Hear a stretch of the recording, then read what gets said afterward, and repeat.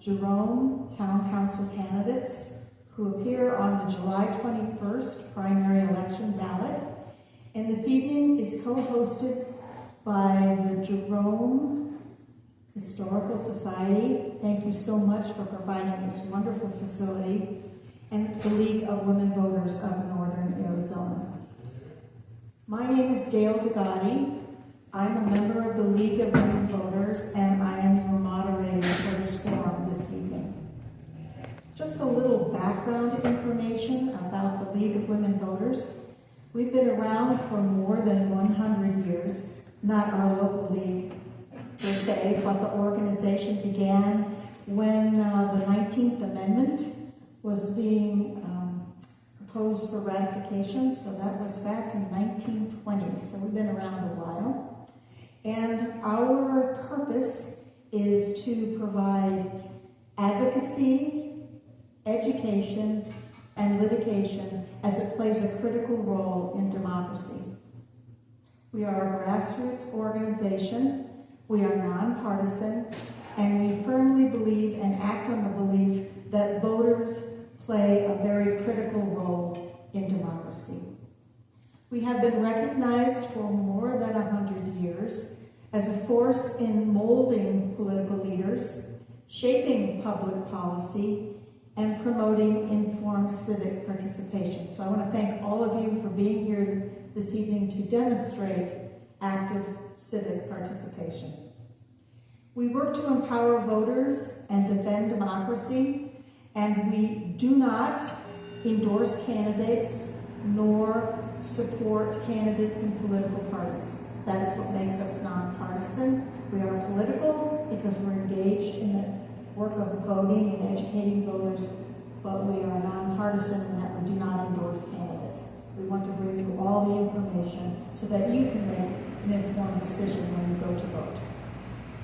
Tonight's forum is being taped for broadcasting on the League of Women Voters Northern Arizona YouTube channel. The taping is being done by Scott right over there. And it will appear on other social media outlets for future viewing. It should be up this week. The purpose of this forum is to hear from the candidates on why they want to be a member of the Jerome Town Council and why they want to serve you in your community. It is also an opportunity for them to answer questions that have been submitted by voters prior to the forum. They have not seen these questions. They were submitted via an email address and then reviewed and compiled and synthesized into a set of questions. I would like to introduce our timekeeper, Marianne Kenny, who is right here in the front. She is also a member of the League of Women Voters. Her role is to keep us all on time. Trust me, she does that very well. She has 3 signs: a 1-minute sign, a 30-second sign, and a stop sign. And this is for the candidate's benefit. She will raise the 1-minute sign and then the 30-second sign to let the candidates know how much time each of them have left in their response to the question. And then she will raise the stop sign to signal to the candidate that the time is up, and the candidate will then end that sentence. You can complete your sentence if you're in the middle of a thought when she gives you the stop sign. Before I go any further in describing for you very briefly what the forum, how it's organized, I want to call your attention to some little cards that are on the back table that have some very important information. For the primary election, early voting started on the 24th of July, which was yesterday. June. The primary election is July 21st. And the last day to request a ballot by mail is July 10th. And the reason why I'm pointing this out is because if you are registered as an unaffiliated voter, an independent voter, you need to request, if you haven't already, the ballot that you wish to vote. And you can do that by contacting election office in Cottonwood on 6th Street. You can do that by calling them and indicating your desire to have that particular ballot, and the phone number is on the front of the card. Or you can go to the polling place on election day and request the ballot. So just as a reminder for those of you who are unaffiliated voters, that there's a little bit more process to vote in a primary election. Any questions about that? Okay, great. Okay, so the format of the forum tonight is in 3 parts. The first part will be opening remarks, and each candidate will be given 2 minutes to introduce himself or herself to you. They will also have 2 minutes to answer a question that has been provided by the League of Women Voters and the Historical Society, and it was provided prior to this forum. All the other questions that I'm going to be posing that have come from voters, they have not seen. So they'll be responding spontaneously to those questions. We solicited questions from the public prior to this forum. They're compiled and organized for you to ask. And if we have time after these questions, we can take some questions from you. Okay? Closing remarks. The candidates will have 1 minute to give their final remarks on why they want to serve the town of Jerome on the town council. As we start, I also want to cover a few of the guidelines for this forum. This is important. I don't think we'll have any need to reinforce these guidelines. I just want you to be aware of what I'm doing from the parameters for me as your moderator.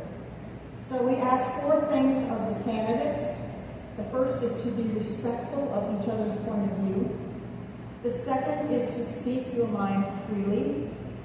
The third is to avoid engaging in personal attacks. And the fourth is to not interrupt each other so that you get the full time. We ask you to refrain from applauding or in any other way demonstrating support or non-support for the candidates in their comments. You will have an opportunity at the conclusion to give your applause, to do a standing ovation, to do whatever you want, to indicate your feedback, but not during the forum. Time limits on responses to questions will be strictly observed, and I have the responsibility for enforcing those time limits.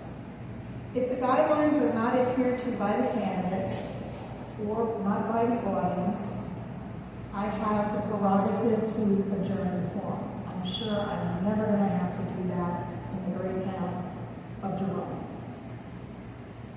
Now I'd like to introduce the candidates who are running for Jerome Town Council. We have Jane. I'm told you all know these people, so I can go by first names. And then Alex, Jack, Izzy, Becca, Sonia, Tyler, and Kacey. And the way in which they are seated here is based on a little lottery we did as they came in and picked up their name tag and they took a number out of a bowl, and that's how we got 1, 2, 3, 4, 5, 6, 7, 8. Okay?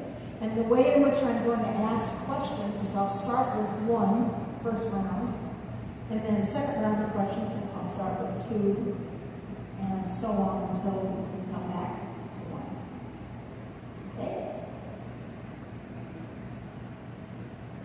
Let's begin now with statements from the candidates. Each candidate has 2 minutes to introduce himself or herself to you. And what they're going to be talking about are, when did you move to the community and why did you move here? Why are you running for office and why are you the best candidate for this position? And what is your experience serving in public office? In the municipality, as a volunteer, and in your career that you feel prepares you to serve in this position.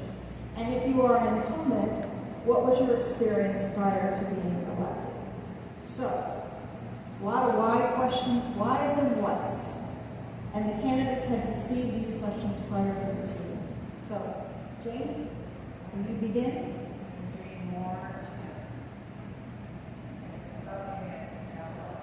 I think we need it in order to hear it on the...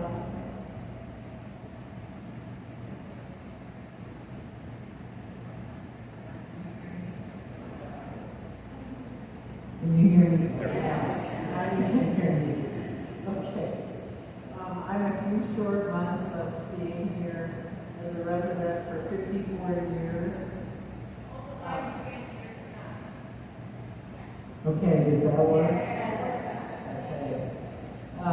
As I said, I'm a few short months of being a resident of Jerome for 54 years now.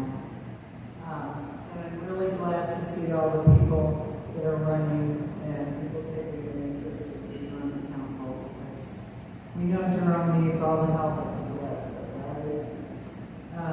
I've been a business owner, working also in some of the businesses here, and a resident for as long as I've lived here, so I see that there needs to be a balance between those who live here and the businesses that are here. I think that's really important. I've done odd jobs on the town crew in the 80s. I was the water and sewer commissioner when I was on the town council previously, when there was no town manager, so I'm familiar with water and sewer issues. And I'm a strong believer in volunteerism, community service, and really interested in seeing a diversity in the population living here.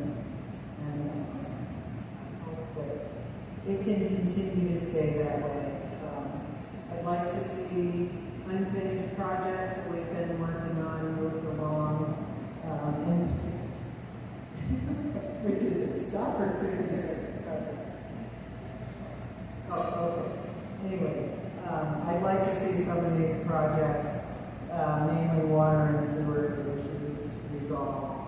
And I've seen a lot of changes in all the years I've been here, and some of them are good and some of them are not so.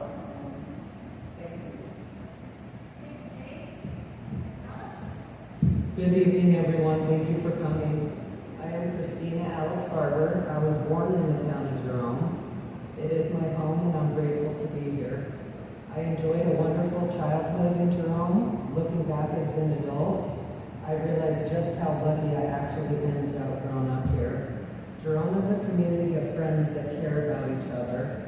I raised my daughter here, and I have served my community behind the town of Jerome dais for 10 years. I served 6 years as mayor, 3 different 2-year terms. I served 3 years as a town council member, and I served 1 year as the vice mayor when the seat was vacated. I am proud of the current council. We have worked together as a team to get many things done.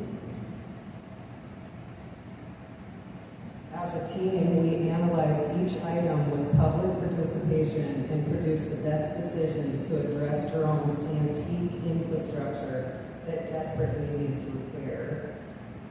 Recently, Jerome purchased a trash truck to replace an old relic we nursed along for years. Recently completed a drainage project in the Gulch utilizing Yavapai County flood control funding. Jerome is also in the process of adding needed hydrants, a larger water main line to the lower Gulch, utilizing community development block grant funding. Jerome continues to work on funding a $4 million shortfall on the bids to finally start the upgrades, much needed upgrades for our wastewater treatment facility. Hopefully we get the funding needed to start that project. We also hope to get funding to start the Verde Street and Center Street improvements that we have engineered. We have everything ready as long as we get the funds. Thank you. Thank you, Alex. Jack? Hello, I'm Jack Dillenberg, Dr. Dillenberg.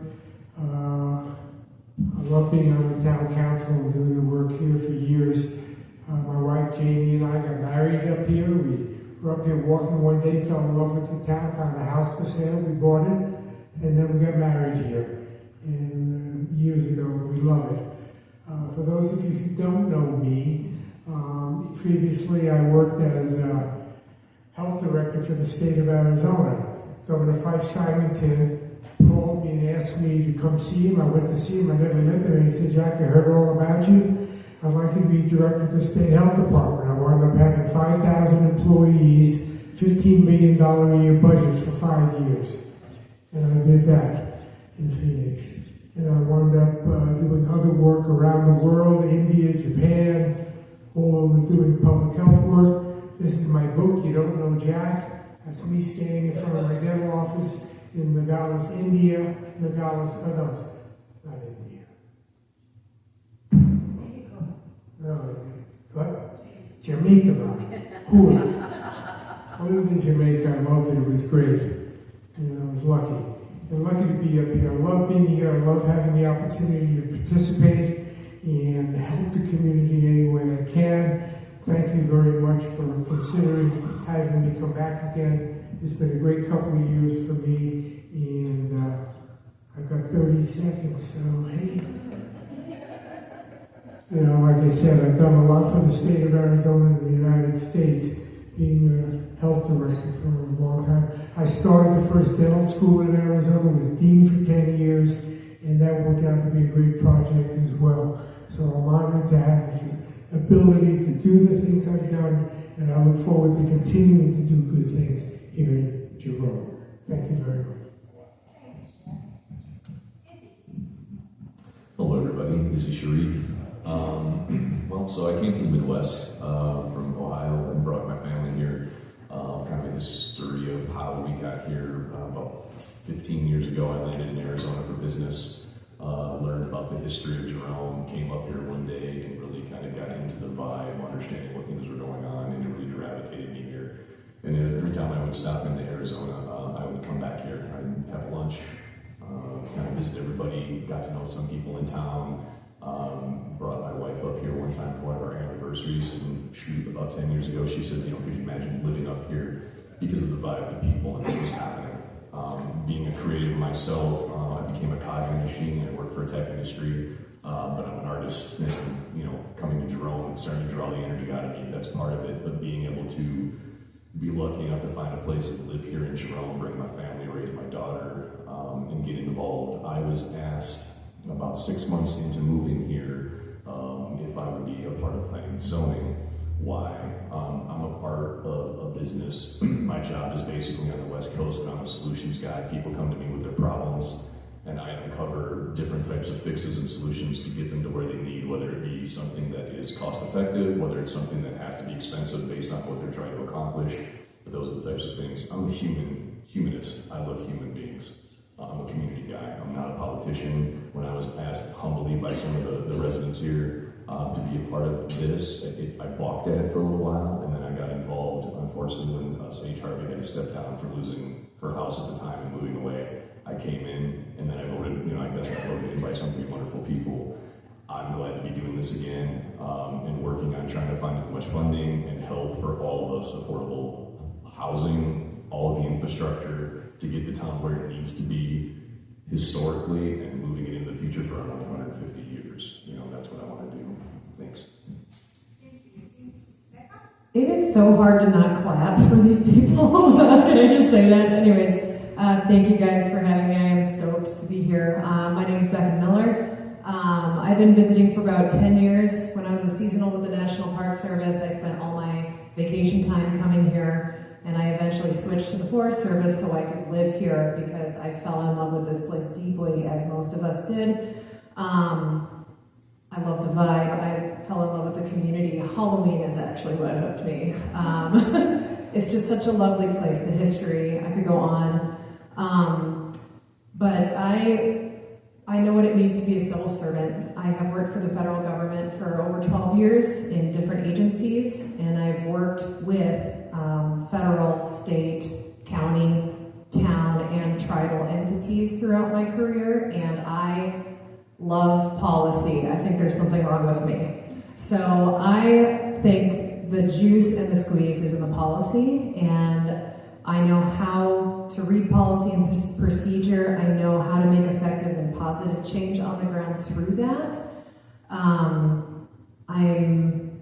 I've spent my whole career balancing visitation with protection of a resource, and it's kind of different here because it's the historic town of Jerome versus like trees and lakes and rivers, but I'm no stranger to welcoming our tourists while also protecting what makes it special. I have been on the Planning and Zoning Commission, 30 seconds, Planning and Zoning Commission for 2.5 years and I'm the vice chair. I'm a board director for the Jerome Historic Society. I volunteer when I can with the fire department, and I just love giving my time and talents to this amazing community, and I would love the opportunity to serve you folks. So thank you. Thank you, Becca.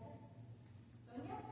My name is Sonia. I came here via the Grand Canyon from North Carolina in 2014. I had the opportunity to visit Jerome when I had time off from the canyon and obviously fell in love with it. My inspiration for running for council initially 4 years ago was the input that I got from so many other people in the community about how they had served their time and how it would be my turn at some point. One of the things that really kind of hooked me and just made it seem like something I could do was my boss at the time was Jake Kinsella, and he would tell stories about being the bartender at Paul and Jerry's and also the mayor. And I just thought that was the quirkiest, most like grassroots, like hometown, like hands-on, like thing anybody could hope for.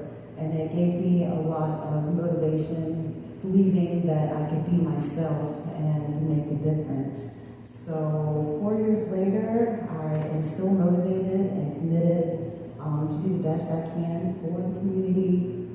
One thing that is a super priority for me at this moment is getting as much community input as I can, because regardless of what I think and how I feel, what matters most is how we feel. And so I look forward to a more community involved couple of years ahead of us, because it's going to be important. It takes a village to run a village, and we need to work together.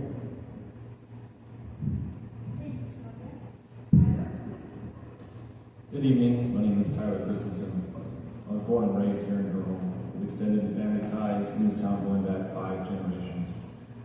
Jerome is my home. It's where I bought my first house, where I'm raising my family, and where I intend to remain and serve for the long term. For the last 13 years, I've served this town in practical, hands-on ways.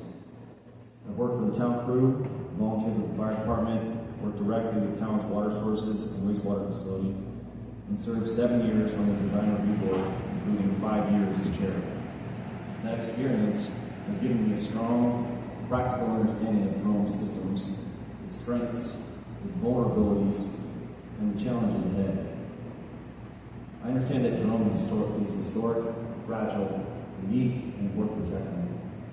But I also understand that protecting Jerome requires more than good intentions. It requires maintenance, planning, cooperation, and responsible action.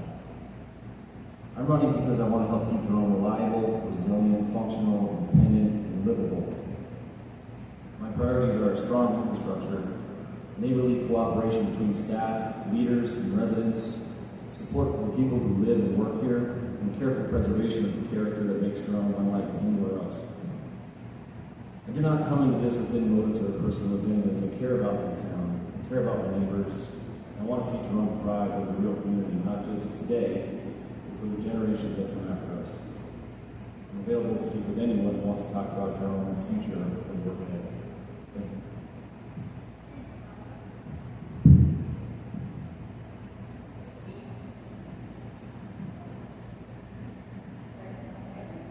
Hi, folks. My name is Kacey. I am just a small town Iowa girl who fled the farm about 15 years ago. And Jerome has been my home and community for many years.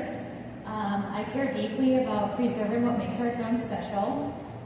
Through my work and daily interactions as a bartender of the local watering hole with residents and visitors, I've observed opportunities and challenges that are facing Jerome.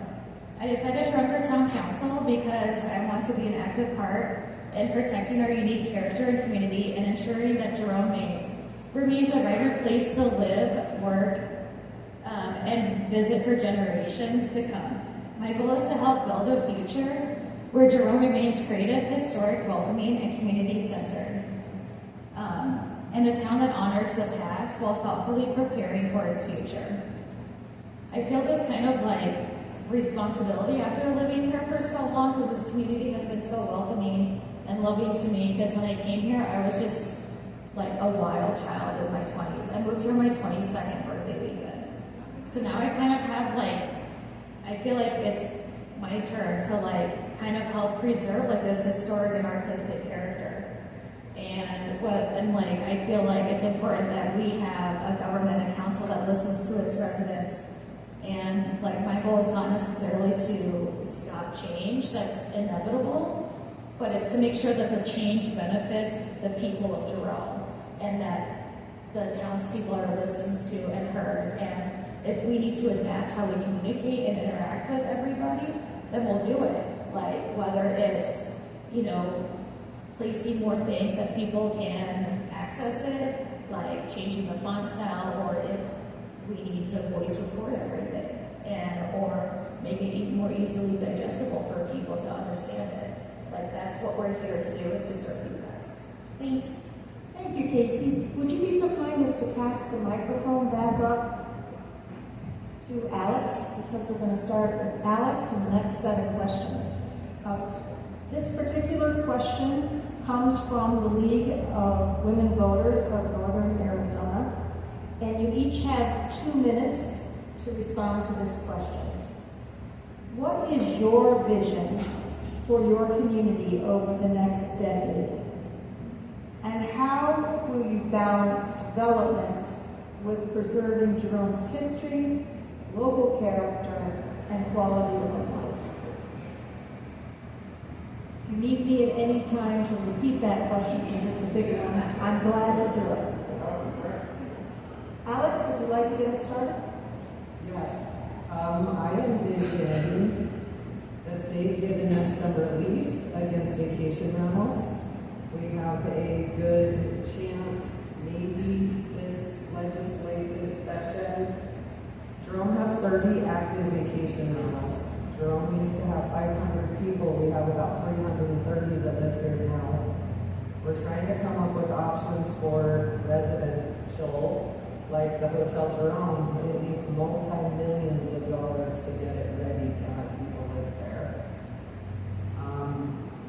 To keep Jerome community centered and to keep supporting each other, continue to capture as much revenue as we can to continue to upgrade our aging infrastructure, to continue to, behind the dais, listen to everyone that comes to show up. If you read the agendas, we would love for you to come participate in the council meetings. We give you time to talk. We're very honest, we're very open, and we try to do what's best for Jerome. I don't know what else we can do at this point. I don't know if everyone in this room is aware that we're the number 3 thing to do in Arizona. The Grand Canyon, Sedona, Jerome. So I continue to try to make the best decisions that I can behind the dais. If you elect me, I will continue to do that. Thank you. Jack? I can't remember all. Would you like me to repeat the components? Okay. The first thing we're asking is, what is your vision for Jerome over the next 10 years? And the second part is, how will you balance development with preserving Jerome's history, local character, and quality of life? Thank you. You know, I think over the next 10 years, I'd love to see Jerome continue to be a wonderful place to live and have a meaningful effect on its community. You know, I look at the number going down. When I moved here, we were over 400. Now we're under 400. You know, we have a lot of old geezers like me that passed away. I wanted to see what we can do to to maintain a good population that is cared for and that cares for the community. I think we've got some great opportunities here. Our location is spectacular. The opportunity to make a positive difference in Arizona is there, and I think we need to take advantage of that. And I think the council has been doing that, and I want to see it continue. I think working together is an important part of that, and being respectful of each other. There's no secret to this. It's just a matter of Jerome is a special place. There are a lot of people that have never been here that live in Arizona, and I think we can certainly encourage people to be here and maybe even do some innovative things to increase the income level, if you will, of people that are living here and make a positive difference in the community. Yeah, that's about it. Thank you so much. Issy? Yes, thank you. So the beginning of it, my vision of 10 years from now. My vision is to see Hotel Jerome become workforce housing, something for people to be able to live in. That's the positive growth I think I can see in town, because it's historic. It's part of who we are and what we are, from the history of the mines to the new birth of the town and where we are today. I myself quite literally have been digging in the dirt with finding as many grant funds as I can for this town. Believe it or not, we actually won one for Hotel Jerome, and you'll see that come out at some point, to start some of that process again. So that's the vision of trying to make affordable housing and see with the way the economy's going, how do we get people to stay comfortable while they're here, while also supporting other artists, musicians, and kind of what has created the new birth of Jerome to stay alive, which also supports the commerce in town and all the businesses. If we can have affordable housing, then that helps the businesses. If we can make it affordable to allow the musicians and the artists to come into town and stay here. The history of this town is amazing to me, and I think that's part of it. When we talk about development, it goes back to Hotel Jerome. If everything that's planned we can do in the next few years, yes, it's going to take some money to do. If we persevere like we've been doing and digging in that dirt, looking for grant funding to help us, we can get there. It's the same thing of helping with the garbage truck and really putting a voice out there. We needed it. I stepped up while I was on the council. I said, we're going to do it, and we did it. We sold a house to try to offset that. We bought a house to try to help with workforce housing to bring PD and different people into play. I think that's how it's going to work, is we keep doing what we do. And we keep personifying all the artists and the musicians and trying to make it as affordable as possible. And if there is reform, every time I go to a lab conference, like what Arizona City's, I'm a networking person. I love to talk to people and get in there with the politicians. I'm not a politician, but I want to help. Okay, I love this question because I get to daydream about 10 years of amazing Jerome stuff. So in my mind, I see vibrant small businesses. I see people who work here, get to live here and afford to live here. Plentiful amounts of community events. People are neighborly. Families live here. I want to see more people with kids. We all love like the 7 children that live in town. It'd be nice to have like 8, you know? And what I'd really like to see, what we have to have happen is participation in government and other organizations in people in their 20s to 40s. It's time for us to pick up the torch and continue the amazing work that our previous generation has laid for us. We need to continue the work on the infrastructure, continue the great work, again, that council has already been doing. I think we need to really focus on being proactive about the short-term rental issues instead of reactive. I feel like the town, something shows up on our plate and then we're like, oh, what are we going to do about this here? Now we have to figure this out now that we have an application. I would like to see us do more research and studying about what could be coming to our plates so we have a game plan before it shows up with a person.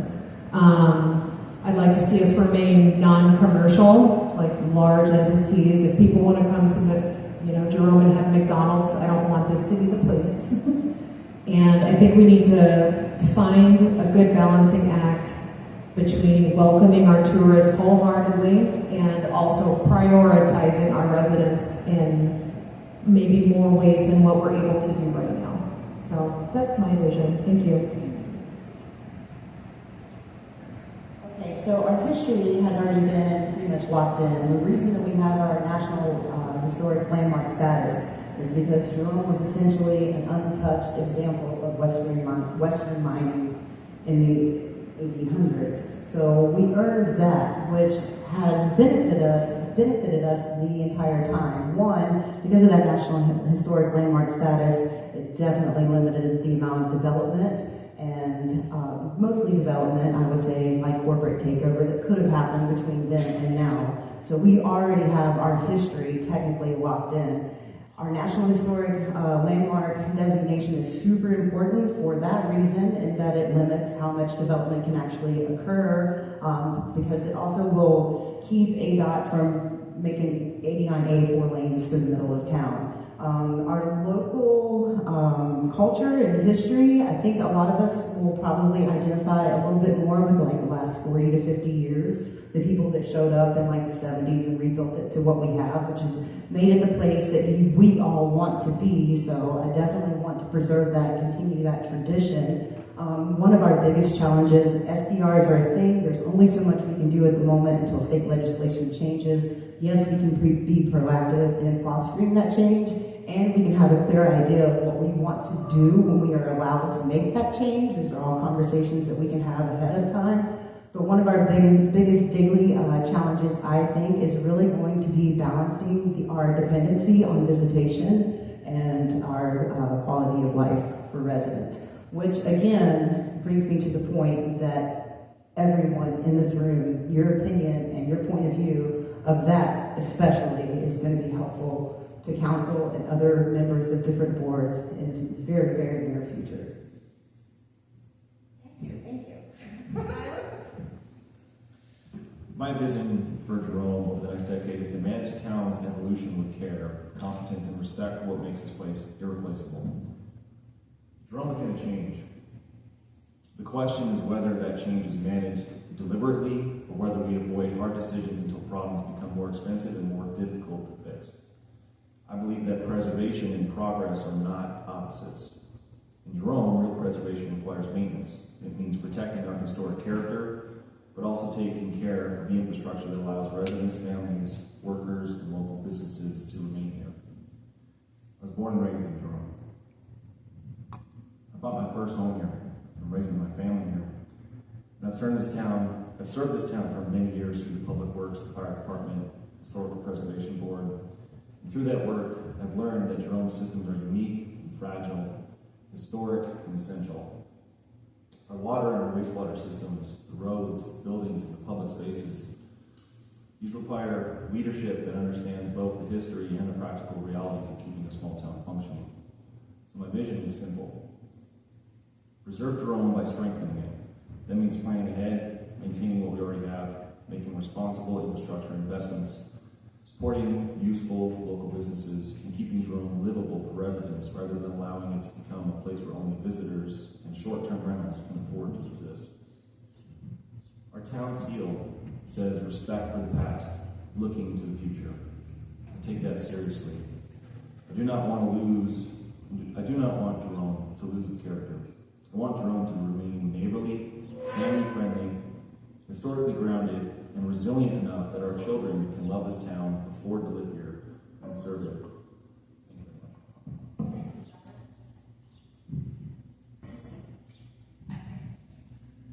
Hi, it's me again.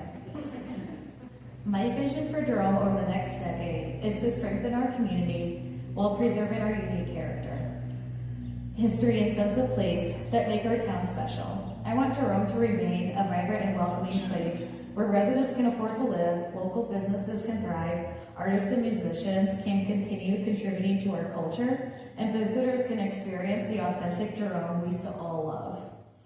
A strong community starts with a strong community engagement.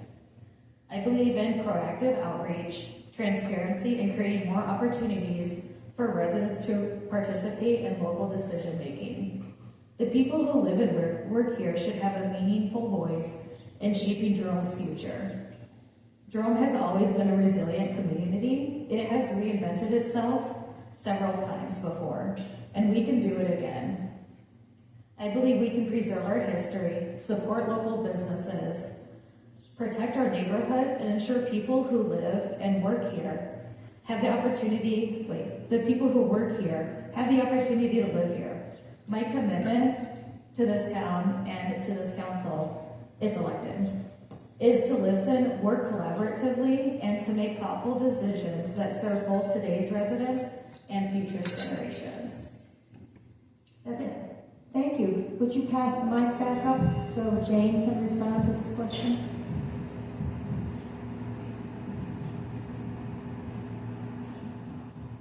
I love everything you all said, and I agree with everything.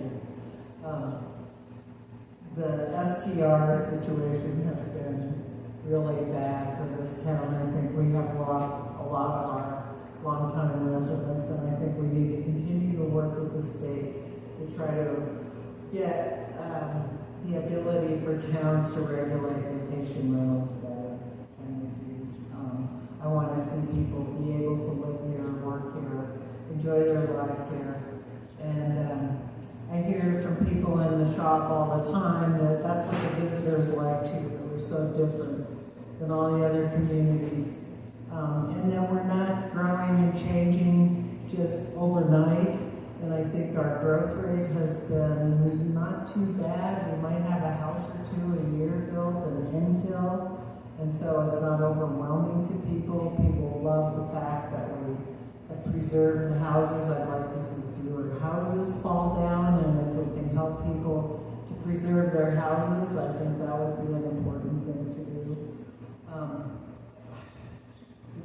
I really want to see the business people and people who live here be able to work together to preserve the town. It's definitely a town worth preserving, and then, as I said, I think we're really different than most places.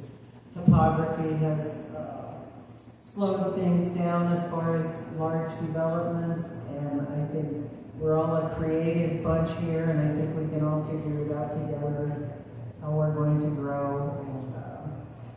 And we always like people to show up at council meetings with input, and I really like that about the town as well. So I'd like to continue the way we've gone. Thank you, Jane. The candidates have responded to the questions they had prior to this forum. Now we're going to move to the second part. They are not aware of the questions that I'm going to be asking. These questions were solicited by the League of Women Voters from the public prior to the forum. So let's start with the first one, and I believe Jack is going to have the mic. Here's the question. Please share your understanding of the council manager form of government. How would you balance supporting the town manager's professional expertise with the council's responsibility to provide leadership, represent the community, and help set policy direction? It is a 2-minute question. Sounds like a 2-day question. Do you want me to say it again? You got it? Okay. You know, I think the important issue is that we work together. We all care about this lovely community and town. I think whether you're on the council, whether you're living here, working here, and I think we need to look at ways, how do we come together in a way that's going to benefit the entire community? Whether we get grants that we are getting now that are really exciting, that are going to help us improve the community, and I think that's been a great step forward, and I think we need to continue that. How do we help Jerome be more livable, effective, protection? You know, there's so many communities in Arizona now where young people have guns, people are getting shot. It's horrible when I get to hear and see on the news. And I think we have an opportunity to make a difference here in a town that we all love, we all care about, and we all want to make sure succeeds in providing great homes for wonderful people. So let's figure working together, being effective, and doing it in a way that the whole town benefits. Thank you. Sure, why not? Go ahead. I'm going to repeat the question.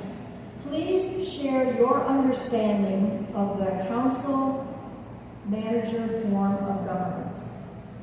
How will you balance supporting the town manager's professional expertise with the council's responsibility to provide leadership, represent the community, and help set policy direction? Thank you for 2 minutes. All right. So council, town manager, kumbaya, right? The reality is the residents are the most important thing. It's my job, it's all the people here that you're going to vote for's job to take in everything that you want, everything that you need, everything that you see, and then relay that to the town manager and push for what is needed. The town manager has his business professionalism of what he knows from other towns and things that he's worked at. The diocese itself chose the individual, and that's part of it, and we chose through trust, through interview processes and whatnot. I was not a part of that process. Humbly, I was after he had come in. But the reality is when somebody like Marty came to me and says, hey, so you guys just bought a house. Why? When I need a 20-year garbage truck. And I go, Marty, you're right. That's my bad that I overlooked that. So my job at that point was to immediately go right to Brett and everybody else and go, where's the money? I want a garbage truck. Because if we don't get a garbage truck, we're going to lose an amazing staff. That is how the council and the town manager work together.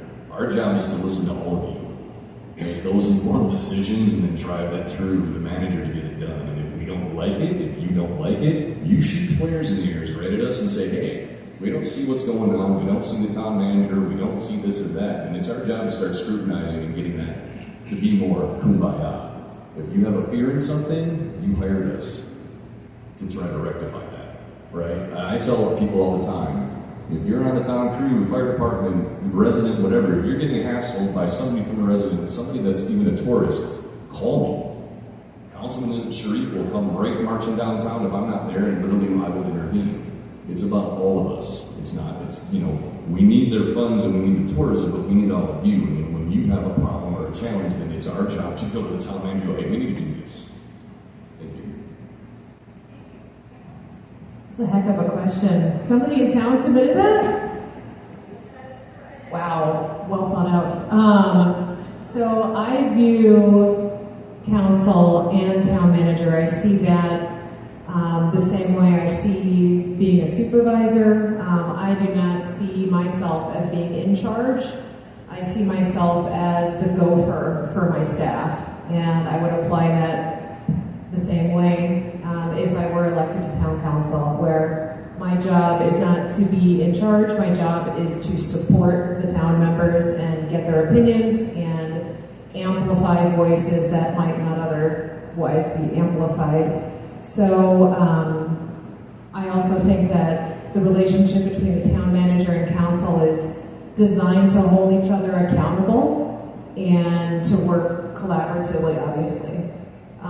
So again, I don't view councils as the ones who are in charge or, they rubber stamp things, they end up making the decision, but it should be a reflection of what the community feels. I think Jerome has done a good job of making notes available, right? We have it digital, we have it audio, you can come in person, but I would like to see it be easier, even easier for community members to contribute. That could look like public forums outside of council meetings. It could look like submit your comments here button on our .gov website. People have opinions, maybe be able to make it anonymous. Anyways, that's how I feel about that. What a question. Oh my God.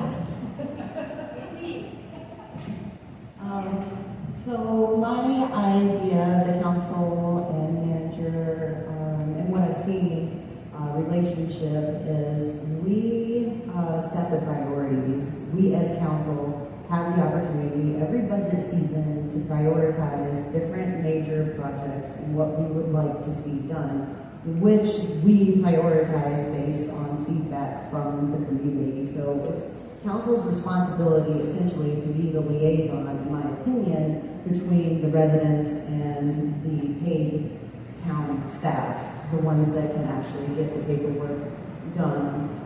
I support most everything you said about trying to make it easier for the residents to know what's happening and giving them more of an opportunity to have an input.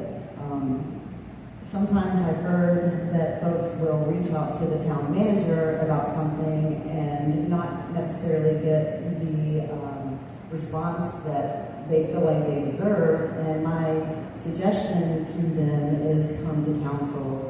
There's an opportunity every meeting for the public to speak. And whether or not we are allowed to address your concerns at that moment, it certainly goes on record, and then we are certainly able to put it on a future agenda and direct staff to address it. So the community input is super duper important. My relationship with our town manager has been amazing. He has made himself very available for me whenever I have any questions, spending an hour or two at a time to answer my random list of questions back and forth. So my relationship with our current town manager is quite good, and I do encourage the residents and the community to put the council to work for them in that regard of being the liaison to the paid staff.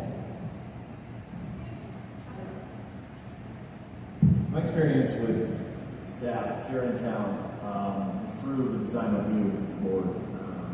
Been on it for 7 years, been doing it for 5 years as chair, and haven't worked very closely with the town manager yet, but the way I see it is that the town manager and all the staff in the office are tools for this council to utilize so that we can inform ourselves on things that we aren't strong at. We all have strengths that we bring to this, and we can use the staff to help us fill the gaps in our strengths. I remember watching Candace back during council meetings, and she would sit right next to the zoning administrator, and she would answer questions and be very involved in those council meetings. I've worked more closely with zoning administrator and the town clerk doing minutes for our meetings, and between just those two individuals, those meetings run smooth because of them, because of their preparation. And it makes my job really easy. When I can sit down, I can see a really well-made packet, and it's very easy to make decisions because of how well they prepare for us. So I'm excited to work with the town manager, if I get the privilege, and I will utilize all the staff in the office to inform me so that I can be prepared to make the best decisions for this town. This is going to be an exciting answer. I learned more from all of your answers than I know about the answer to my, how to answer this question.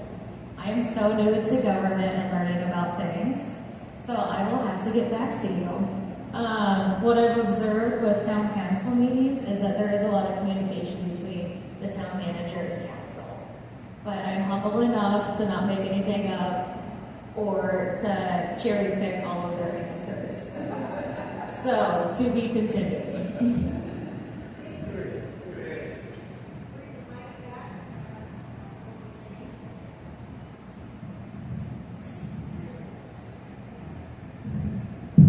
My experience as far as dealing with the town manager and my understanding of it, the council, as a result of hearing what other staff, like the town crew, zoning administrator, all those people, as well as our community members, that we set goals and capital improvement plans, and the manager helps the town carry all those out. And there needs to be a back and forth. The council goes to the town manager with issues, the community hopefully will come to council meetings and bring whatever issues they have. And town crew will say, oh, we have a major break in a water line or whatever, and this needs to all be replaced. And then we need a really good working relationship with the town manager. The town manager should be implementing what the council wants done in the town, as well as the council reflecting what the public and the town needs.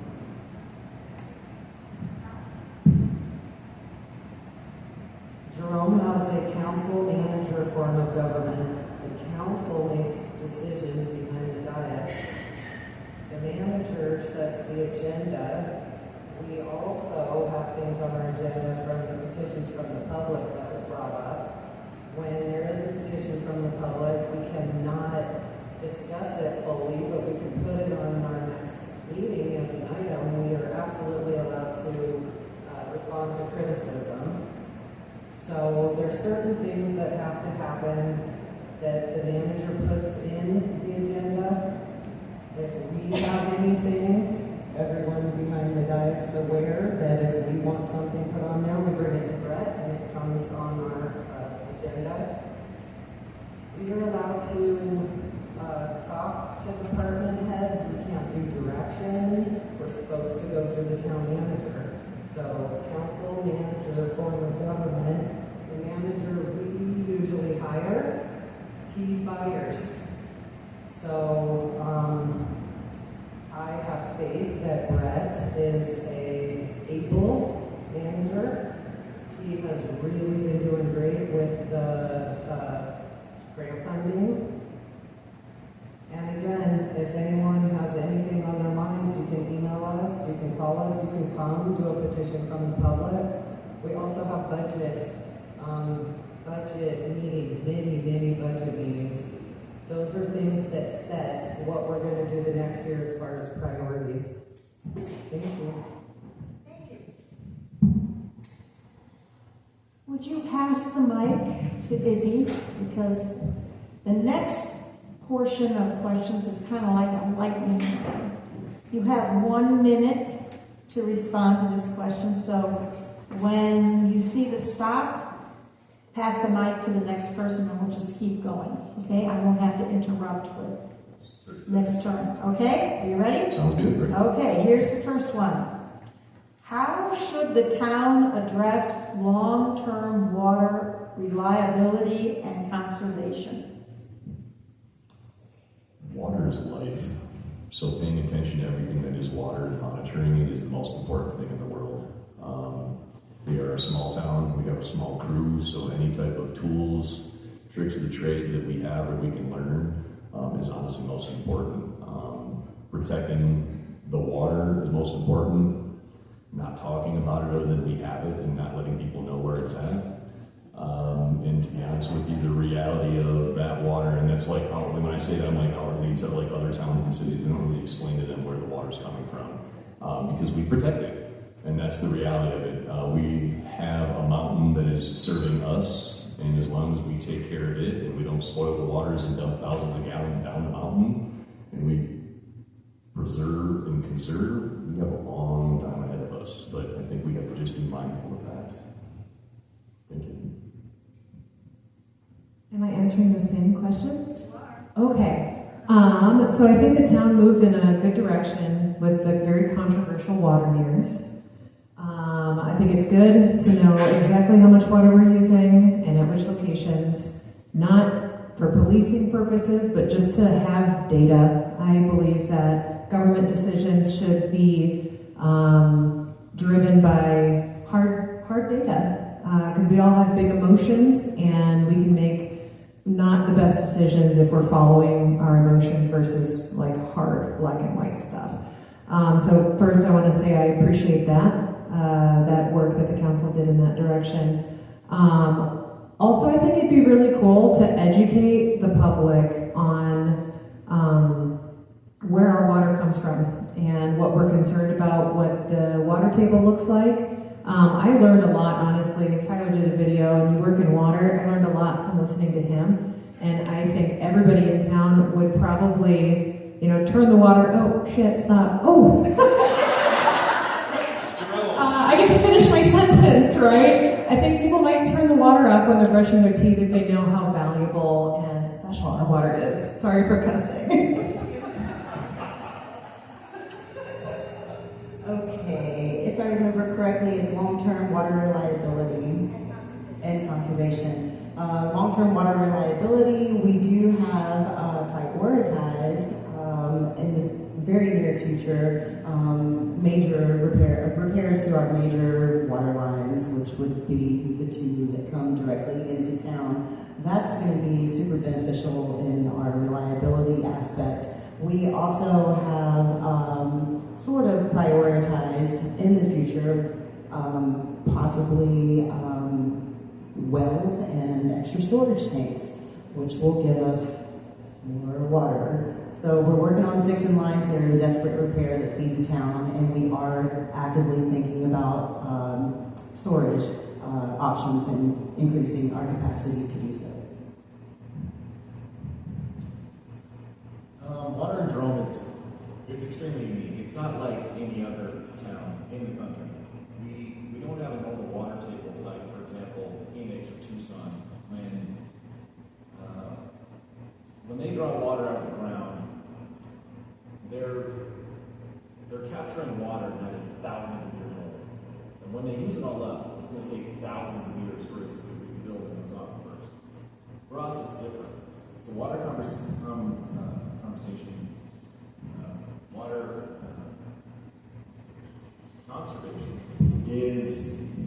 it's tricky in this town. Basically, we need to use it as wisely as we can. We don't want to waste water, but we have an extremely rechargeable aquifer.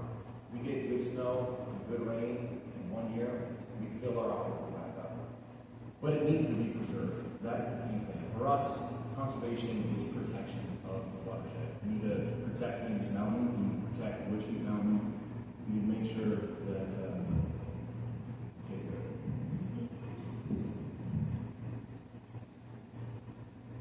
So water is awesome because while it is a renewable resource, it is finite. So it is definitely one of the most valuable resources. I do love what the town is doing with their continued conservation efforts, and I do support the idea of taking care of updating our water systems, the pipes and all that, before it becomes an actual problem.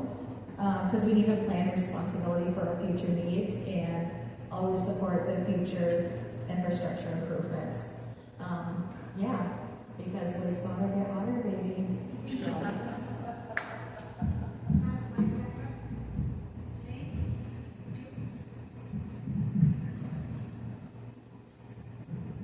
Tyler's right, we're not like other communities pumping the aquifers and growing faster and more than probably sustainable water that the communities have. And fixing leaks is really important.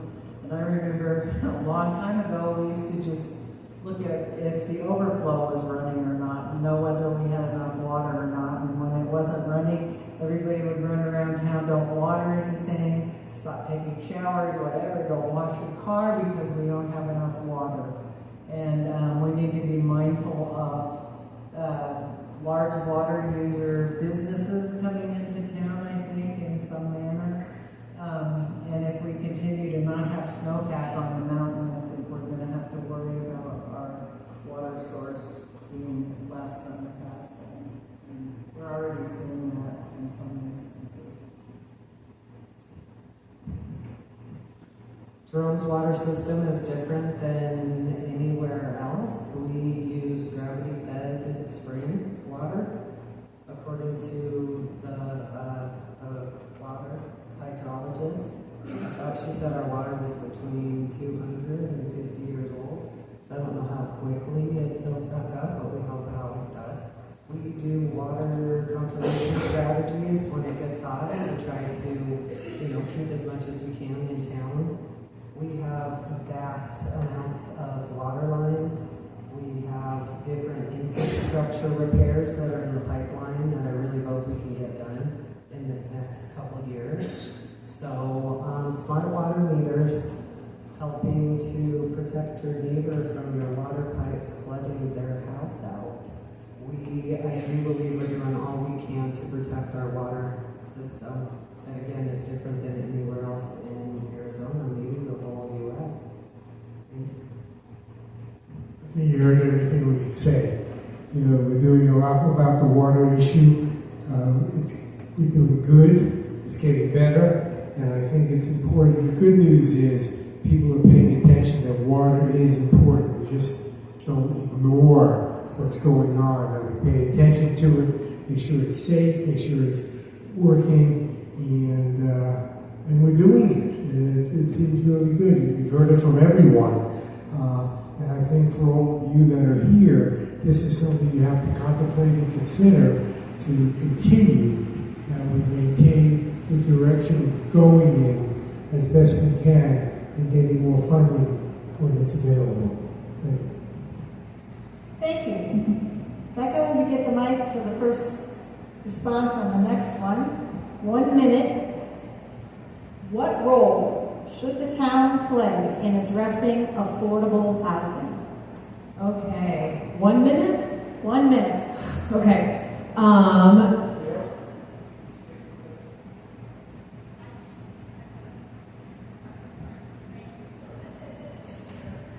Okay, so you can't talk about affordable housing without talking about short-term rentals in Jerome, unfortunately. So again, working towards finding a balance with that. I do like what's happening with the Hotel Jerome. I know council has worked very hard over the years to move that project forward, and I think we need to continue with tenacity with that project. Yeah, it's tough when you're talking about people's private property. When people purchase homes in town, this is America. But again, what I said previously about short-term rentals, I think we need to start looking at opportunities within our zoning. I think we need to pay attention to what's happening in the state legislature and communicate heavily with them. And I don't know, I'm sure we've thought about this, but utilizing our status as a historic preserved area and maybe getting exceptions to some of the roadblocks that we've run into in the past. And I went over again. Thank you. I agree with Becca. You can't talk about affordable housing without talking about STRs, and I think we've all stated where we're kind of at with that. There could be opportunities for modifications to zoning that could encourage like higher density residential areas. I'm not entirely sure it's right for Jerome. Could be opportunities for the town to offer incentives for long-term leases versus short-term leases. That would take a lot of discussion with town and staff to make sure that we were operating within our boundaries in that regard. The Hotel Jerome, I love the idea that we've secured some funds to at least make that space usable, because as it is, it's not for anything, whether it's residential or commercial.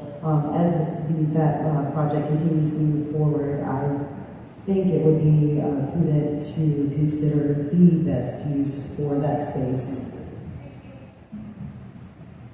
When it comes to affordable housing in Jerome, we're doing some stuff right now, and that's with the Hotel Jerome. And I think that we need to see that through and finish it before we start looking in other areas. But once we finish that, the one thing I think we have in our toolbox to fight short-term rentals is acquiring homes and having the town of Jerome being that responsible property owner that can provide housing, not only to just the workers, but people who want to live in town. And right now that's probably our only way to fight the short-term rentals. And we also want to make sure that we maintain these homes if we decide to go down that route. And it's a great way that we can preserve the town, because we can get grants easier if the town is a property owner. And I'm excited to see something like that happen. Maybe that's not our only tool, but right now I think that is one of the main things that we can utilize. I personally have been calling Jerome's housing affordability issue the canary in the copper mine, because, you know, to me it's like the first alarm bell to go off and like what's failing our community, because without housing we lose workers, we lose workers for the businesses, and without businesses our community declines. And obviously it starts with the short-term rentals. And the only thing I can really think of to do with them on our house level, on our town level, is, you know, like higher taxes on them, figuring out a way to have other codes on them, and then also us combining as a town and stepping up to the state and saying, like, we're not going to do this anymore. That's it. Thank you.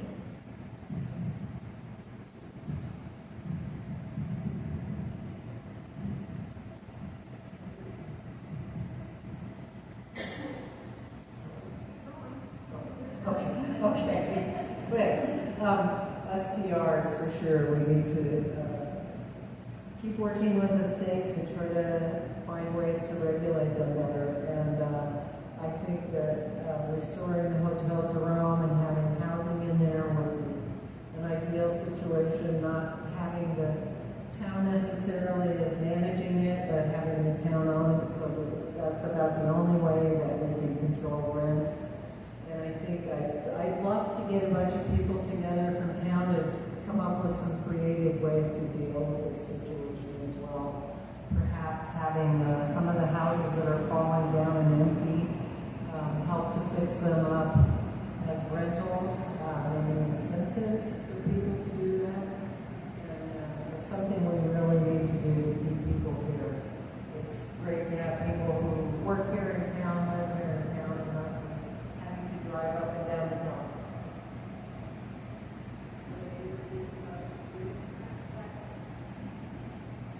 What role should the town play in addressing affordable housing?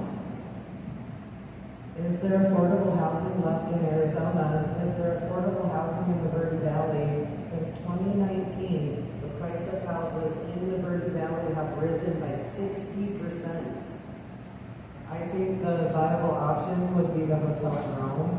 I think the other incentives and trying to buy all the houses up, those all sound really good, but I think the only shot we've got right now is vacation rental reform, where we can actually cap it and try to do something about it.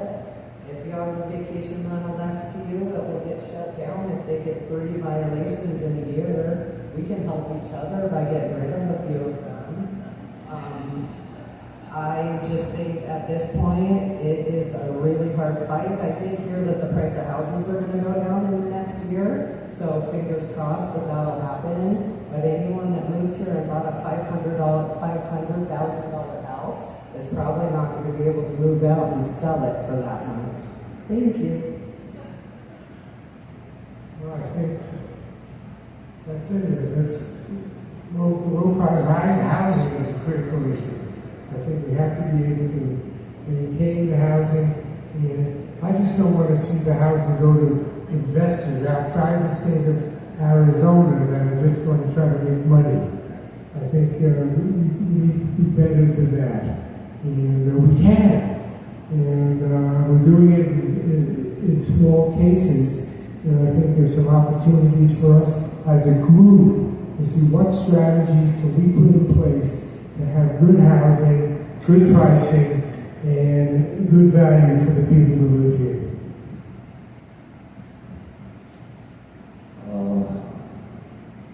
It's a great question. So obviously we've said the Hotel Jerome. I look at it a little bit differently. I feel if Jerome wants to control Jerome against STRs, then we have to try to break some kind of a land trust within Jerome with a nonprofit that can build that, purchase homes away from the investors in the short terms, bring them into some form of a trust or a nonprofit sort of rental scenario to where you can make it affordable for folks. Austin, Texas does it for their artists. Bisbee, I've been talking to people down in Bisbee where they revitalized and bought back some of their homes and then spun them for their residents. So I believe there is a way to do it and get affordable housing, but it's going to take a community. It's going to take potentially offering some type of bonuses for people instead of having short terms and making them more long term. And then lastly, ordinance changes to be able to do more R2s when you have multiple people in homes, you know.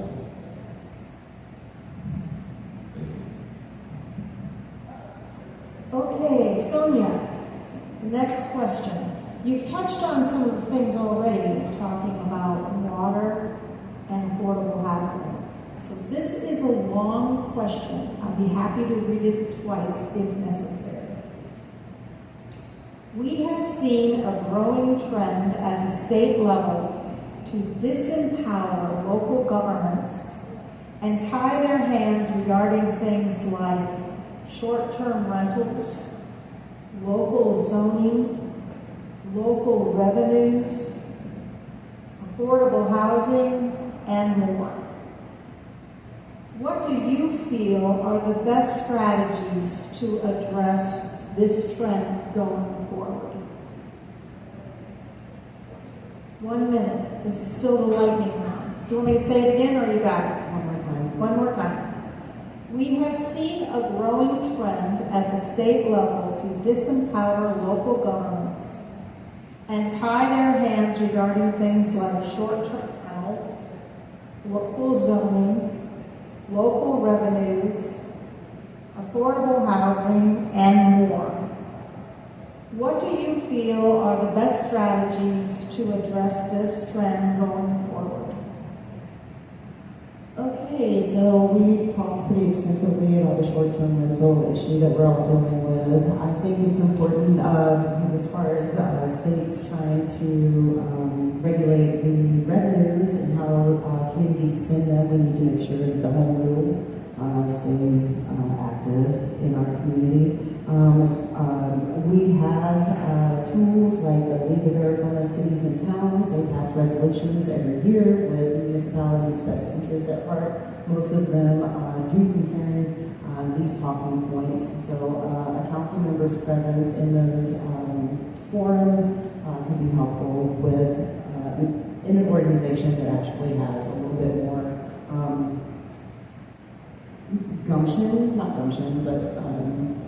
teeth. They have a stronger presence than we would on our own. That's really it.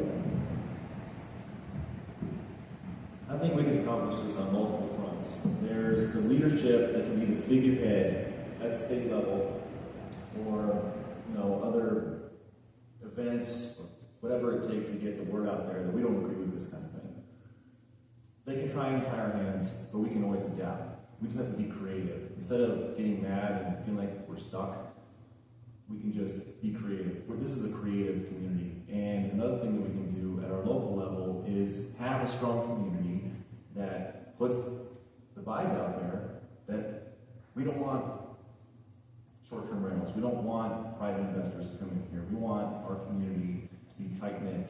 And so we can reach out to our friends and family and welcome newcomers that are high-value individuals that can help this town thrive and preserve it. And that's the best way we can probably do it, is by bringing people in that are going to live here and contribute instead of just letting things happen because we feel like we have our hands tied. We don't. We can adapt. We can figure this out.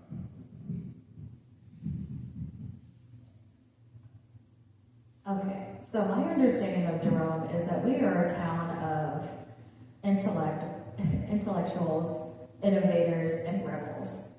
So let's start there. So I know if we come together, and also I recently learned about the League of Arizona Cities and Towns as well, and we're also creative. And I feel like this is something that we could deal with. And when we get mad, we get creative. And that's it. Oh, I still have 30 seconds. Anyways, I think we're a town of awesome people who could really address this with our intellect and do it. I'm open to any ideas on how you want to go forward with this.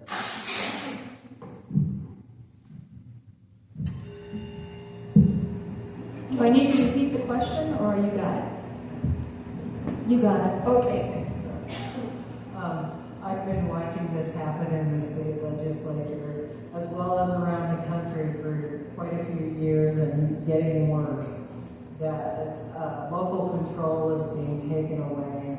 Who knows what's better for their communities than the local people, as long as it's complying with federal laws, etc. But we're having less and less ability under the threat of having state shared revenues taken away. I think we really need to look at this not only on a local and state level, but also a federal level, because communities are being sued by law firms when they say, oh, we can't have this type of development because we don't have enough water, or we can't have this high a density for whatever reasons, or noise, or pollution, and they're being told, no, you have to do this, and I don't think it's right at all. One size fits all is never good for Jerome. In the last 6 years, there have been quite a few overreaching laws that have said everyone has to do this. Have you noticed how different we are from everywhere else? We have the League of Cities and Towns, we have senators, we have legislators, we have representatives. You can reach out to all of them when they bring out these, I'm going to call them the bad bills. Then we have the governor that can veto them. A little caveat on that is the zoning ordinance that was brought up a couple times. We are a National Historic Landmark, so we are a historic district. So sometimes we get lucky and we're a historic district, so it doesn't pertain to us. Getting creative, doing whatever we need to do, being the squeaky wheel that gets the oil, that is the only way we're going to get anywhere. So working together, working with everyone else that you can possibly get to listen to you and hear you. Lobbying is also an option. Thank you. You'd like me to repeat it? Okay. We have seen a growing trend at the state level to disempower local governments and tie their hands regarding things like short-term rentals, local zoning, local revenues, affordable housing, and more. What do you feel are the best strategies to address this trend going forward? I think the trend sucks, and I think we need to bring it back to the community. Jerome is a special place, and I think we need to control, direct, and what we do. And I don't think we should just rely on the federal government, these other agencies, to do these things within Jerome. I think we have the ability and should be able to do it. And the more we do that, I think the better off we're going to be.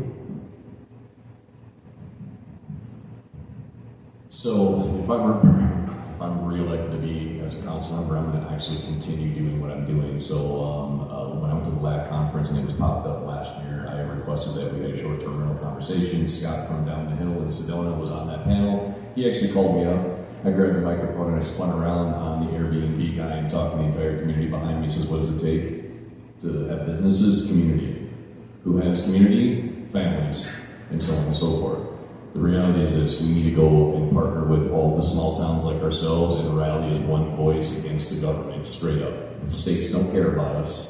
The big cities below us don't care about us. If the small towns with the populations and the drive we have to continue our communities, that's how we're going to do it. So we got to go to NACOG, we got to go to the WIFAs, we got to go to the governments. We have to network with other towns and make our voice loud. We are a small town with a loud voice, but in order to make it louder and echo it off this mountain, we must rally the rest of the troops that are the small towns along with us to drive it to Capitol Hill.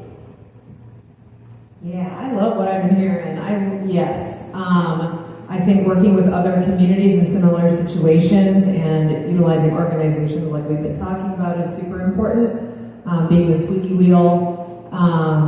The town has declared states of emergency previously in council meetings, like with the housing. I think that was in 2024. I think making it on record, official document, I think is great. I think we can continue to make as much noise as possible and put it official in the record like that. I like that.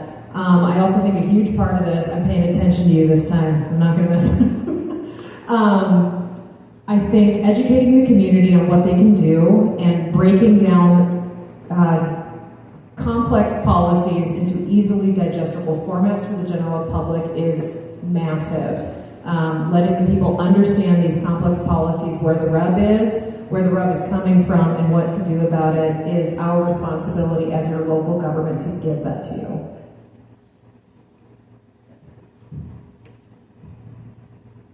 Okay, I just got a question from Jack. How much more are we going to have? It is 7:55 right now, and this forum is scheduled to go to 8:30. Around 8:16 or so, we will stop the interaction with the questions that have been provided by voters and move to your closing remarks. So that's my understanding of the agenda. So hang in there.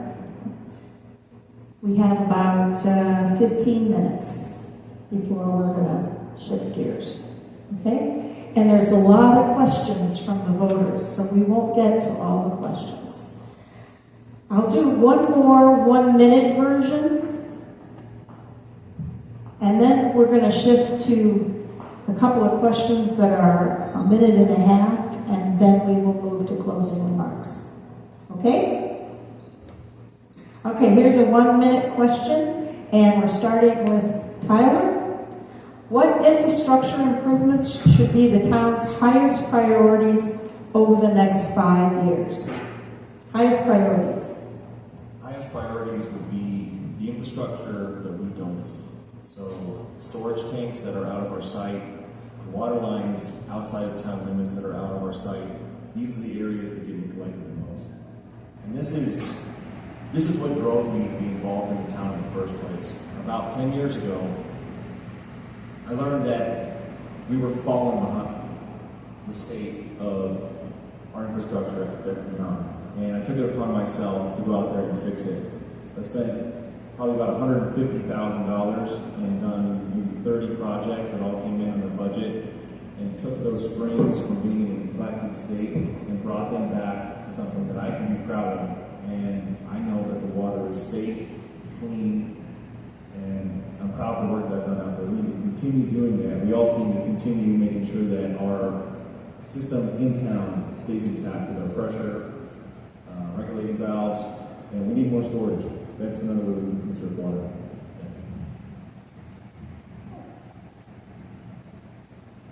Well, the water infrastructure will ensure reliable water delivery systems, address aging pipes, potential leaks, and support conservation efforts. And then obviously we need to take care of our drainage and erosion control and our wastewater system and upgrades. We need to maintain Jerome's infrastructure, not just for today's need, but it also helps preserve our historic town. Investing in the water system and the sewer system and the draining helps prevent more costly repairs later and ensures that we can continue to safely serve both the residents and the visitors of Jerome.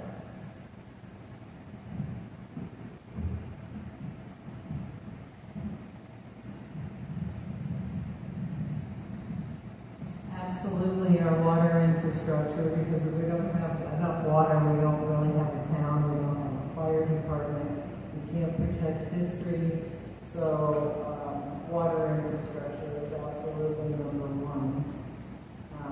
And then I think our sewer system is another thing, our drainage system is another thing, they all work hand in hand. And we don't need water building up behind people's houses or on streets and causing erosion. And I would say water number one, and sewer and drainage, and protecting all our houses and retaining walls and all that are extremely important. Roads and wherever. Water is definitely the number one. We have lots and lots of infrastructure. To have more storage is wonderful, but room up there where our tank is kind of sketchy. The wastewater treatment facility needs to be upgraded. We have lots of retaining walls in Jerome that are failing. We have a master drainage project, a whole list of items that we got, I think, in 2018 or 2019. Pretty proud to say that we've kind of chewed off about halfway through that document. So continue to keep us from sliding off the mountain because we have too much water, like Jane said, and anyone's behind anything. So water, wastewater, continue to just do what we can. Extra storage for the water is we're going to have to get creative to figure out how we're going to fit more tanks up on that hill. Stopping all major water users, any new huge water users, that's not for Jerome. Thank you. I agree with both of you on the water sewage. That's critical. We have to do it. We learned that this past year. We're making some progress, but we have to continue and keep it as a priority. Short and sweet. Wastewater, it's going to come off here as soon as we get everything going. Water itself, storage, infrastructure, the whole deal, our roads, the drainage, the retaining walls, all of it, to be honest with you. But as we tick them off, as Alex said, the reality is, wastewater is number one. We're focusing on that, and we're starting to do stuff with water and drainage. Just keep on our path. I have nothing new to add. I agree with everything that everybody has said, which should make you all feel good because we all agree on what the most important things in town are, which are the perennial issues of water, sewage, drainage, and infrastructure. I could talk, but I have nothing new to add to what everybody has so eloquently said. Pretty much the same thing. The only thing that I want to add is that we have prioritized a lot of really major projects and should start to see those funded and beginning in the next 2 to 5 years.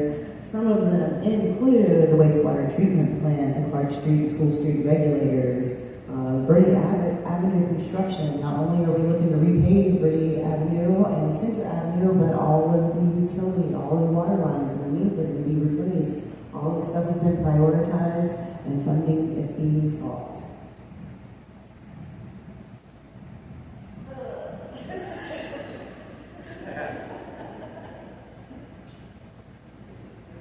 I'm ready. Did I just answer? Oh, okay. Yeah.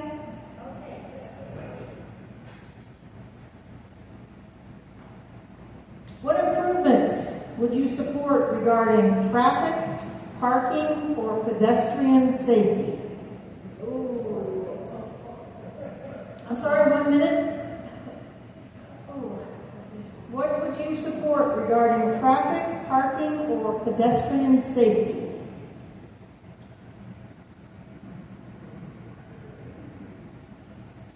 Well, this is a tough one.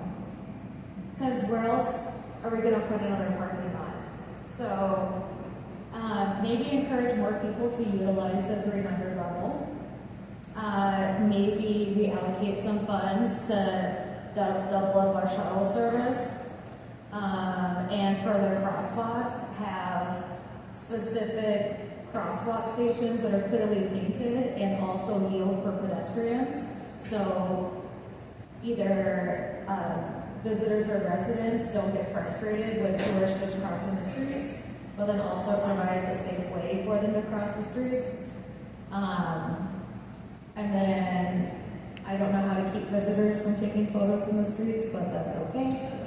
We can put yield for photographers, maybe, signs. But yeah, maybe adding more shuttle service and encouraging more people to park at the 300 level would be a good idea. In the interest of time, why don't we just keep going this way? I'll address public safety.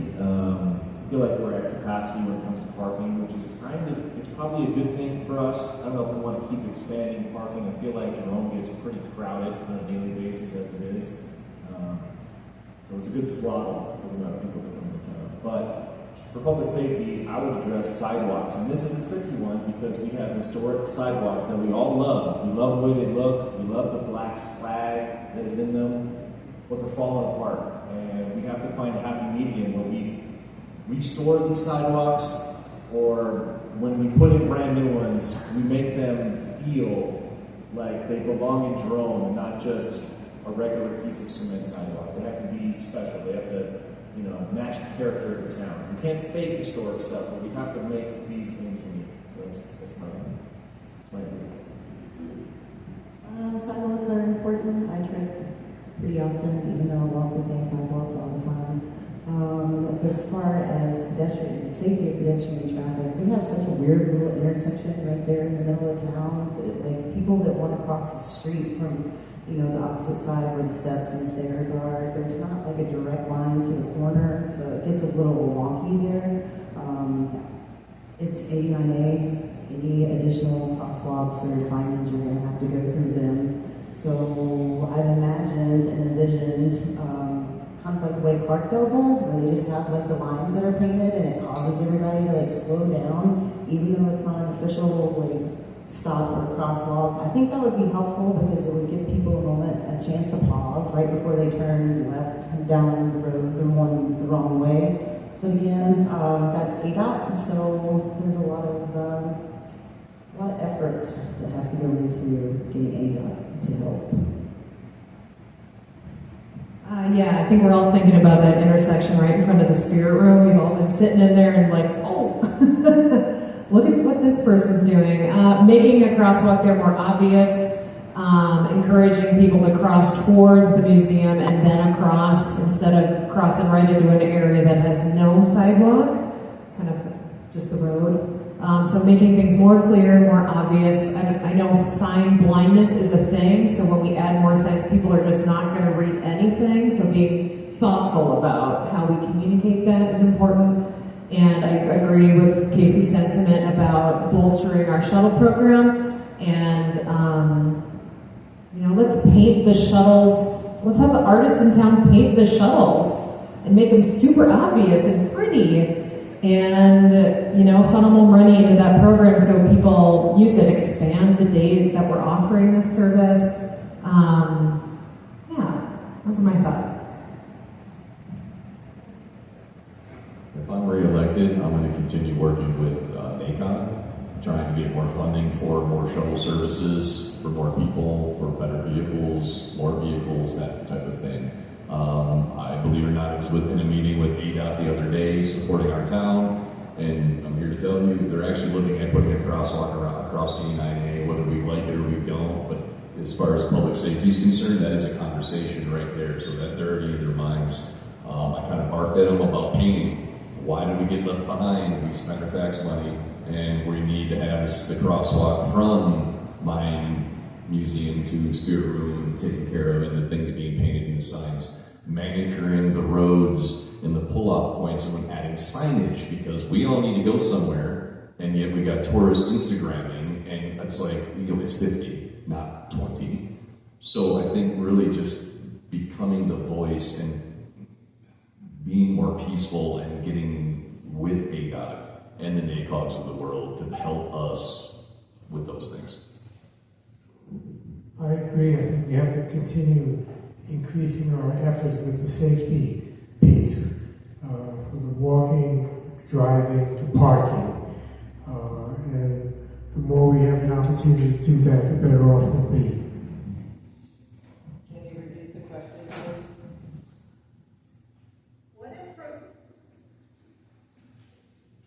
What improvements, if any, would you support regarding traffic, parking, or pedestrian safety? So if the middle of the town is blocked, the other way to get around would be School Street, Center Street, continuing improvements on that. I did talk in my opening statement about we already have shovel-ready projects, we just need the funds. As far as safety, we have a lot of stairs and things. I don't think our town is unsafe. I think people need to not look at the view and walk at the same time because they might trip over something. So if you've never been here before, you're going to take a bit of time.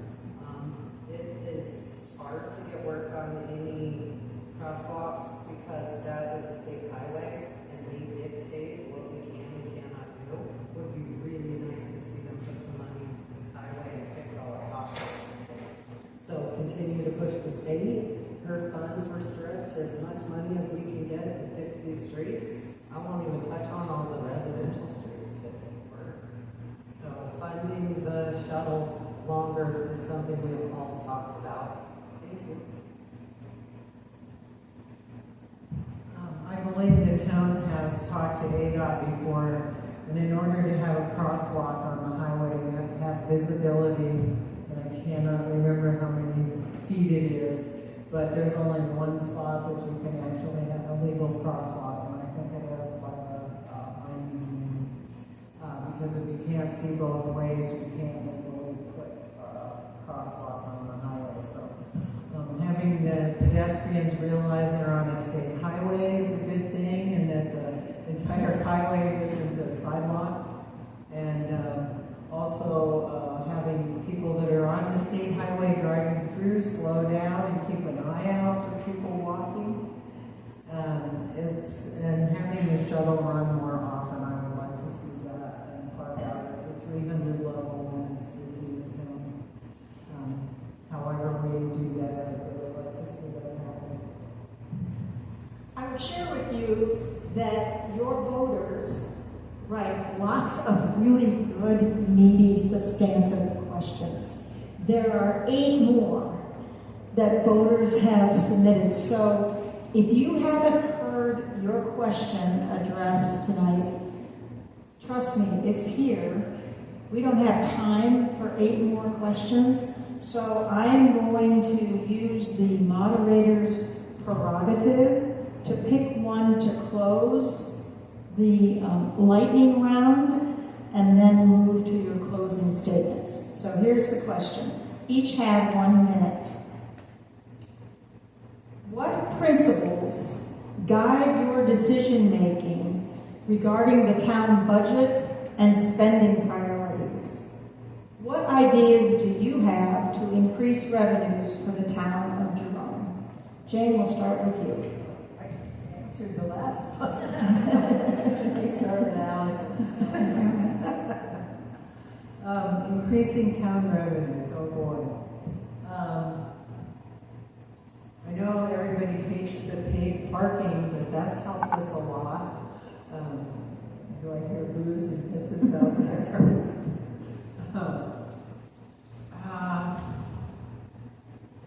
Honestly, I can't answer that one. I think keeping the history and quality of the town and helping our economy is looking kind of odd right now with gas prices, housing prices, and food prices.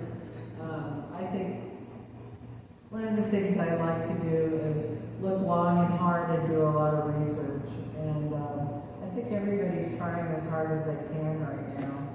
And I don't know whether more events every month is going to help. I honestly can't answer that question. Well, actually you have, because the first part was what principles would guide your decisions. So you shared your principles. So that's the first part of the question. What principles guide your decisions regarding the town budget and spending priorities? And then what ideas do you have to increase revenue for the town of Jerome? My loyalty to the town makes me not want to raise rent or rates for the town. We only have so many people here. We could pay more for water, we could pay more for sewer, we could pay more for trash, we could pay more for property taxes.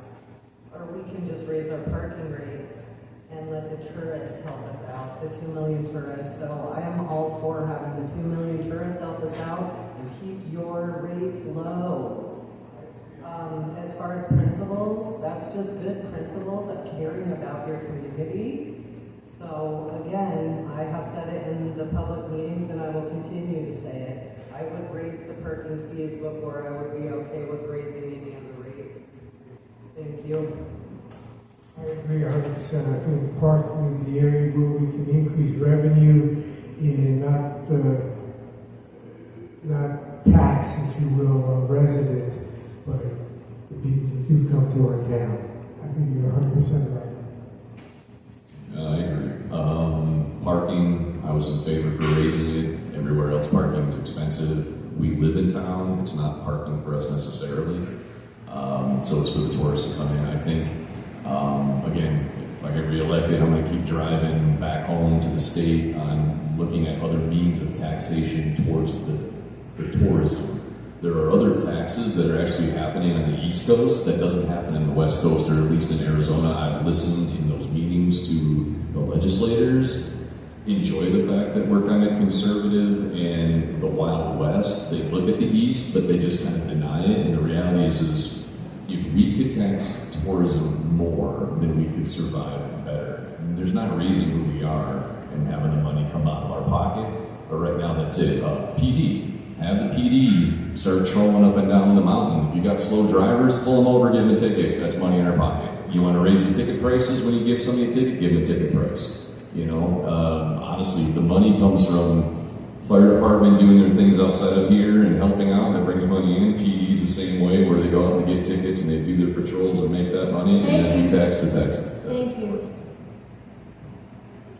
Okay, so I don't have a long history with working with budgets specifically, so personally I would rely on the expertise and knowledge of town staff, and I would do my research to educate myself and work collaboratively with my other council members. I think we should do everything we can to support small businesses in filling vacant spots that we have in town. I think part of that conversation could be revisiting the parking requirement that we place on small businesses in town. I think we need to look at taxing short-term rentals a little bit more. I agree with the sentiment I've been hearing here with taxing tourists. And I think maybe, I just got flutters in my stomach to talk about this, we should maybe revisit having a dispensary in town. Towns gain a lot of tax revenue from this. It is legal, it is regulated. It is time that Jerome looks at this. And it's 2026, folks, let's look at it. I don't really have much to add to what's already been said. As far as principles when it comes to budgeting, we've talked about how we prioritize different projects, and we're constantly looking to see if we are operating within our budget and how we can reduce our budget in certain ways.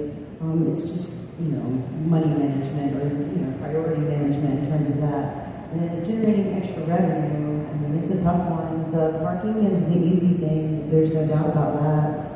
I do wish sometimes that there was some sort of accommodation for locals when it came to parking, and I support extra taxes for tourism. We have a lot of extra duties and responsibilities because of the amount of visitation that we get, even though we do make money off of it. The only thing that I will caution and moving forward with that idea is that in terms of our local, regional visitors, they might not like it.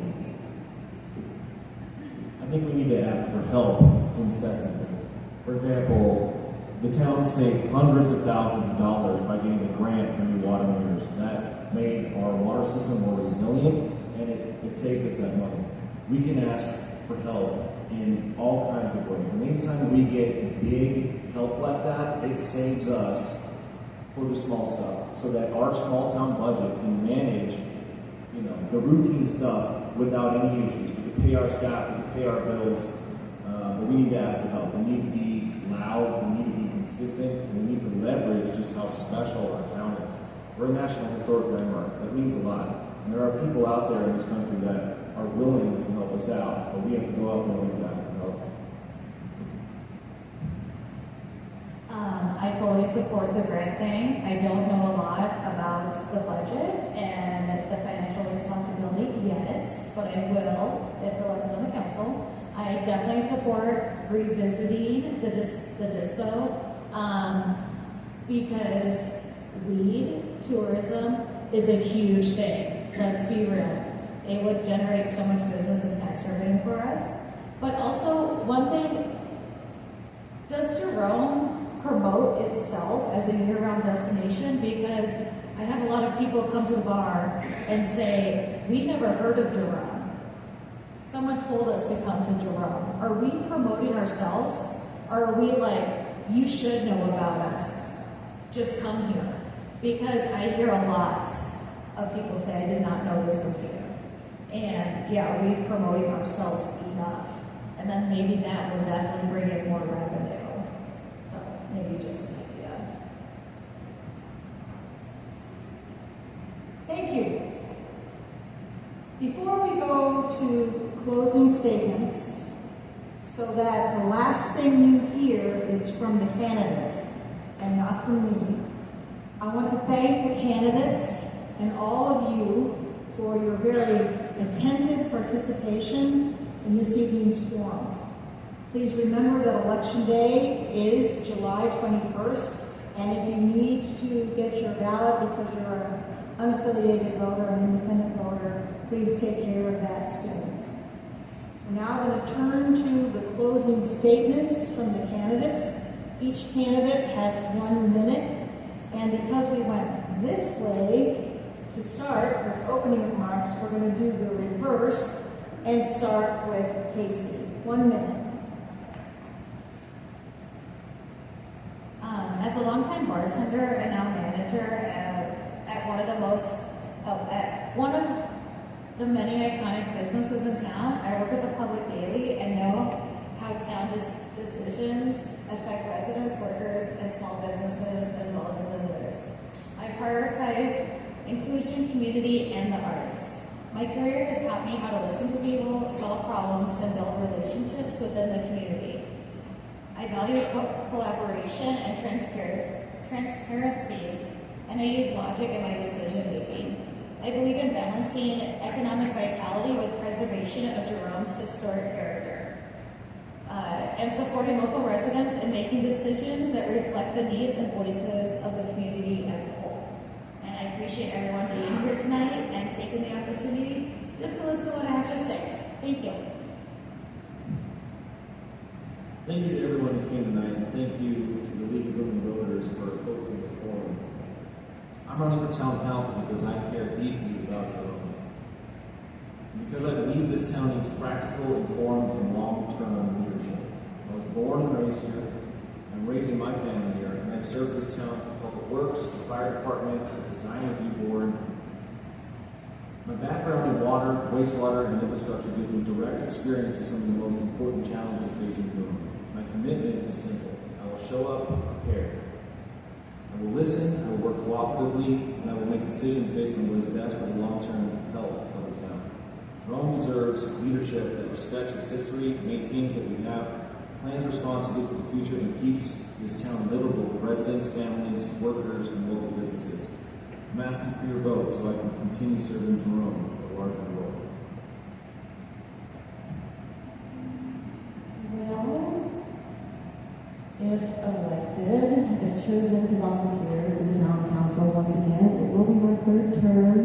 I really feel like I've just started to get a true understanding of how the system works in a way. I have, seen projects take shape and start to happen over the last 4 years, and I'm kind of dedicated and motivated, like Jane. I think she might be my inspiration to kind of see those through to fruition. I feel like my working class status, being that I am dependent on the income generated by visitors, and kind of offers a unique perspective. So I'm just going to keep trying to do it. I will think clearly, be prepared, I will listen, I will reasonable discussion. I'm open to all of that. Thank you guys for considering me as a candidate. I would be honored to have a chance to serve you on council. I have the skill set you're looking for in a public servant. I will work for you. I will listen to you. I will provide transparency, and I will communicate with you what is hard to communicate. I'm invested in this town, just bought a house. I'm here for the long haul. I was a visitor for 10 years, resident for 4, and I don't know, we joke that we bought a coffin. We didn't buy a house, we bought a coffin. So I'm not going anywhere. I will continue to give to the town in any way that I'm able to, but I would love the opportunity to serve you and work with some of these amazing people on the issues that matter the most to us. So thank you, everybody. Thank you, all of you. I appreciate you, because honestly, without the history of this town being born and all of you and the elders rebirthing it, I wouldn't have an opportunity to bring my family here and be a part of this. I'm going to continue to fight if I am chosen again, legislators, and figure out what's the best for our town. I have the drive, I have the initiative, I have time off from work where I can literally go in and dig in deep and figure out what's going on. I'm a solutions guy by heart. I'm a family member, family man, community driven, and the reality is I've only been doing this now for coming up at the end of these 2 years, and I have learned more than I could have ever possibly wanted to know. And it's one of those things that, to be honest with you, it's been the most heartwarming thing is you chose me back then. If you choose me again, I will continue. I may be the new kid in town, but the reality is that I love you all, and I'm going to continue to fight because I'm not dying, right? And I'm going to continue with my family on that mountain with all of you. Thanks. Well, thank you all. You know, for me, it's an honor to be back on the council. I had the privilege of being the mayor for a period of time. I had the privilege of being on the council for the period of time. And I found it to be very effective, not only for the town, but for me. I've been a leadership person in the state of Arizona for many years, and I'm delighted that my wife and I fell in love with Jerome, moved here, and have the opportunity to serve here. And I would be honored to continue my service on this council, and thank you very much. I appreciate your participation, being here today, and looking forward to working with you in the years to come. Thank you so very much. Thank you, League of Women Voters, for hosting this. Thank you, Historical Society, for giving us a venue. Thank you, residents, for showing up. Thank you, everyone, for running. I love Jerome. I bring a seasoned, level-headed, honest, open, community-centered approach to local government. As a lifelong resident, I have extensive historical knowledge, and I pledge my dedication to preserve the integrity of our historic landmark status. We are the best Old West history example left in the whole entire state. Thank you. I just want to thank everybody for being interested in helping the town out. It makes me feel great that people care. I'm a workaholic. I think I've got a couple more good years that I would like to continue serving the town and see some of these projects finished. And I welcome anyone to call me, come to the shop, talk to me about concerns that they have. I promise to do whatever research it takes and hard work it takes to do my best and represent all of you that live here. And thank you. Great questions from you. Great interactions from the candidates. Thank you on behalf of the League of Women Voters, and thank you, Jerome Historical Society, for offering this great venue. And this forum is adjourned.